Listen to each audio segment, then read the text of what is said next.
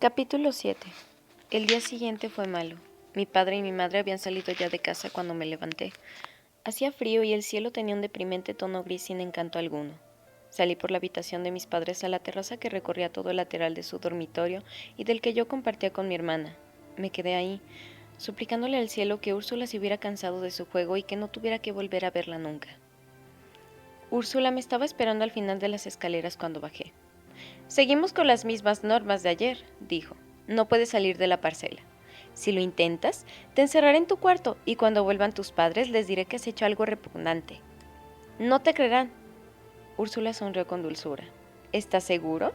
¿Y si les digo que te has sacado la colita y te has hecho pis en el suelo de la cocina y que he tenido que fregarlo con lejía? Yo creo que sí me van a creer. Puedo ser muy convincente». Salí de la casa y me fui a mi laboratorio. Me comí toda la fruta que había escondido ahí el día anterior. Me puse a leer Sandy Triunfa, otro de los libros de mi madre. Sandy era una colegiala valiente, pero pobre, que acababa por error en un colegio pijo, donde todos la odiaban. Al final, Sandy descubría que la profesora de geografía era en realidad una impostora, que tenía atada y amordazada a la verdadera profesora. La historia llegaba a su clímax en la asamblea escolar, cuando la intrépida Sandy se ponía en pie y soltaba un discurso que empezaba.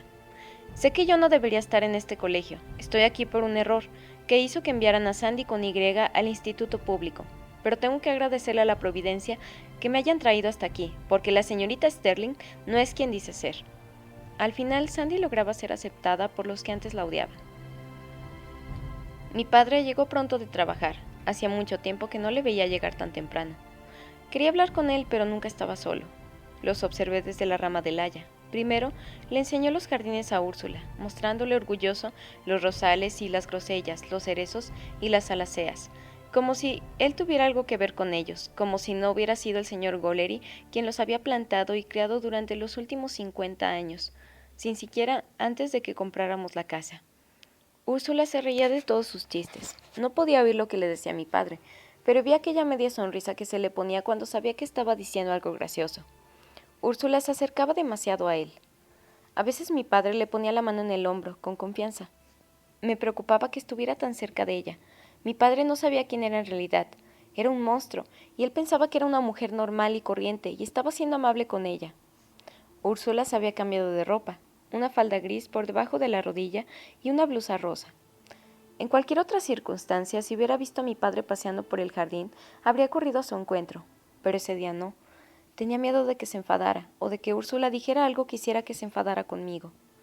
Me daba mucho miedo cuando se enfadaba. Su cara, angulosa y de naturaleza afable, se enrojecía y empezaba a dar voces. Gritaba con tal fuerza y ferocidad que literalmente me quedaba paralizado. No podía ni pensar. Nunca me pegaba, no era partidario de los azotes. Nos contó que su padre le pegaba y que su madre lo perseguía a escobazos, y decía que él quería hacerlo mejor. A veces, cuando se enfadaba conmigo hasta el punto de gritarme, me recordaba que él no me pegaba, como si esperase que se lo agradeciera. En las historias de colegios que leía, cuando uno se portaba mal, le pegaban con la regla o con la zapatilla y luego todo quedaba perdonado y olvidado. A veces, envidiaba la simplicidad de las vidas que llevaban esos niños ficticios. No quería acercarme a Úrsula, no quería arriesgarme a que mi padre se enfadara conmigo. Me pregunté si sería un buen momento para intentar escaparme, para llegar a la carretera, pero estaba seguro de que si lo hacía acabaría encontrándome con los rostros de mi padre y Úrsula, toda belleza y arrogancia. Así que me limité a observarles desde la inmensa rama del haya. Cuando fueron hacia las aceras y los perdí de vista, bajé por la escalera de cuerda, entré en la casa, subí hasta la terraza y seguí observándoles desde ahí. Era un día gris, pero había celas de color amarillo, por todas partes, y un montón de narcisos, con sus trompetas de color naranja oscuro y los pétalos exteriores de color más claro. Mi padre tomó unos narcisos y se los entregó a Úrsula, que se rió. Le dijo algo y le hizo una reverencia. Mi padre respondió con una inclinación de cabeza y dijo algo que la hizo reír. Supuse que había ofrecido ser su caballero de brillante armadura, o algo así. Quería gritar para advertirle que le estaba regalando flores a un monstruo, pero no lo hice. Me quedé sentado en la terraza, observando, y ellos no alzaron la vista ni me vieron ahí. Mi hermana salió de la casa y se fue hacia ellos. Mi padre la tomó en sus brazos y la lanzó hacia arriba.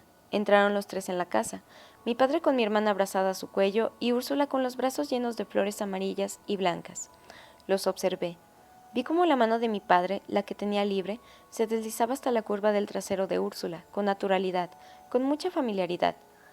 Ahora lo interpretaría de otra forma, pero en aquella época no le di importancia. Solo tenía 7 años. Entré en mi habitación por la ventana, pues desde la terraza resultaba muy fácil y me tumbé en la cama a leer un libro sobre una chica que decidía quedarse en las islas del canal y plantar cara a los nazis porque no estaba dispuesta a abandonar su pony. Y mientras leía pensaba, Úrsula no puede tenerme aquí encerrado para siempre. En un par de días o 3 como mucho, alguien me llevará al pueblo o a algún lugar lejos de aquí, y entonces podré ir a la granja del final de la carretera y contarle a Letty Hempstead lo que hice. Entonces pensé, ¿y si Úrsula no necesitaba más que un par de días? Y eso me asustó. Aquella noche, Úrsula había preparado un pastel de carne para cenar y yo no quería comer.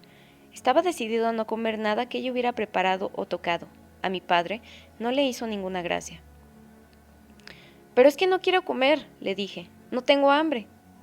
Era miércoles y mi madre estaba en el evento de recaudación de fondos en el salón municipal del pueblo de al lado para que los africanos que no tenían agua pudieran excavar pozos. Se había llevado unos pósters, diagramas de los pozos y fotografías de gente sonriendo. Sentados a la mesa estábamos mi hermana, mi padre, Úrsula y yo. «Tienes que comer, y está muy bueno», dijo mi padre. «Además, en esta casa no tiramos comida». «Pero ya te he dicho que no tengo hambre». Era mentira, tenía tanta hambre que me dolía el estómago. «Entonces come solo un poquito», dijo. «Es tu comida favorita, pastel de carne con salsa y puré de patatas. ¿Te encanta?» Había una mesa para los niños en la cocina. Ahí era donde comíamos mi hermana y yo cuando mis padres tenían invitados o cuando pensaba cenar tarde. Pero aquella noche cenábamos en la mesa de los mayores. Yo prefería la de los niños. Ahí me sentía invisible. Nadie me observaba mientras comía. Úrsula estaba sentada al lado de mi padre y me miraba fijamente con una sonrisa casi imperceptible.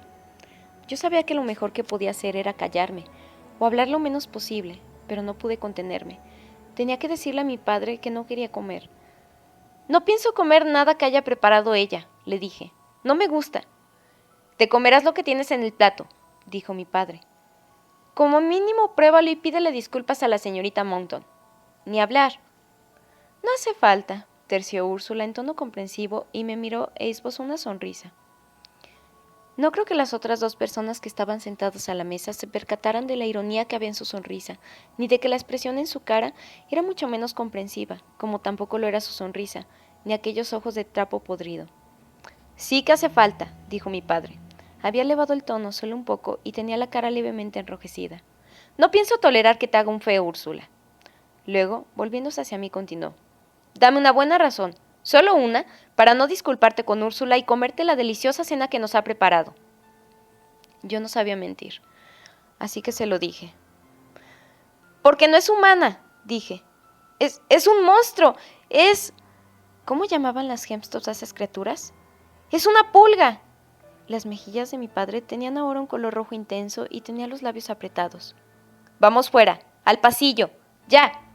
Se me cayó el alma a los pies. Me bajé del taburete y salí con él al pasillo. Estaba oscuro. La única luz que había era la que atravesaba del cristal que había encima de la puerta de la cocina. Mi padre me miró. «Vas a volver a entrar en esa cocina. Te disculparás con la señorita Mounton. Te terminarás la cena y luego, sin decir una palabra y con mucha educación, subirás a tu habitación y te meterás en la cama». «No», repliqué. «No pienso hacerlo». Salí corriendo por el pasillo, doblé la esquina y subí con una flecha por la escalera. Estaba seguro de que mi padre vendría tras de mí. Era el doble de grande que yo y muy rápido, pero la distancia que tenía que recorrer no era muy larga. En aquella casa solo había una puerta que pudiera cerrar con cerrojo, y hacia ahí me dirigía. Solo tenía que girar a la izquierda al llegar arriba y luego ir hasta el final del pasillo. Llegué al cuarto de baño antes que mi padre. Cerré de un portazo y corrí el cerrojo paltado. Mi padre no había salido detrás de mí. Quizá le pareció que salir corriendo detrás de un niño sería rebajarse demasiado, pero al cabo de unos minutos le oí golpear la puerta con confianza y a continuación le oí decir: «¡Abre!». Me quedé callado. Estaba sentado sobre la funda de pelpa del retrete y en ese momento odiaba a mi padre casi tanto como a Úrsula. Golpeó la puerta de nuevo, esta vez con más fuerza. «Si no abres la puerta», dijo elevando el tono de voz lo suficiente como para asegurarse de que podía oírle, «la echaré abajo». ¿Podría hacer eso? No lo sabía. Había echado el cerrojo. Los cerrojos servían para impedir que la gente entrara. Si la puerta está cerrada con cerrojo, es porque hay alguien dentro, y si uno quiere entrar, sacude la puerta, y al ver que no se abre, dice, «¡Perdón!», o grita, «¿Vas a tardar mucho?», y... La puerta se abrió de golpe. El cerrojo plateado quedó colgando de la jamba, torcido y roto, y vi a mi padre en el umbral, ocupando todo el espacio con los ojos desorbitados y blancos y las mejillas ardiéndole de rabia. «Muy bien», dijo. Fue todo cuando dijo, pero me agarró del antebrazo izquierdo con firmeza. Me pregunté qué iba a hacer. ¿Acabaría pegándome? ¿Me mandaría a mi habitación o me gritaría de tal forma que desearía estar muerto? Pero no hizo nada de eso. Me arrastró hasta la bañera, se agachó y colocó el tapón del desagüe. Luego abrió el grifo del agua fría. El agua empezó a correr con fuerza, salpicando el esmalte blanco, y poco a poco fue llenando la bañera. El agua hacía mucho ruido. Mi padre se volvió hacia la puerta abierta.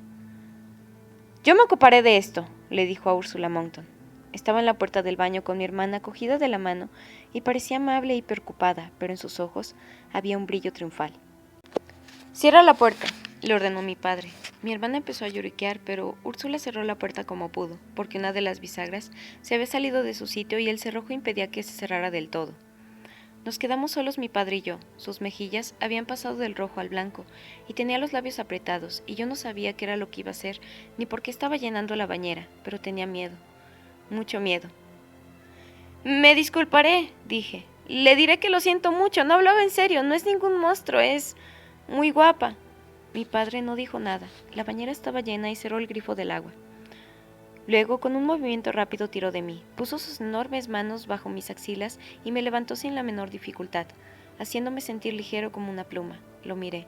Miré la expresión resuelta que había en su cara.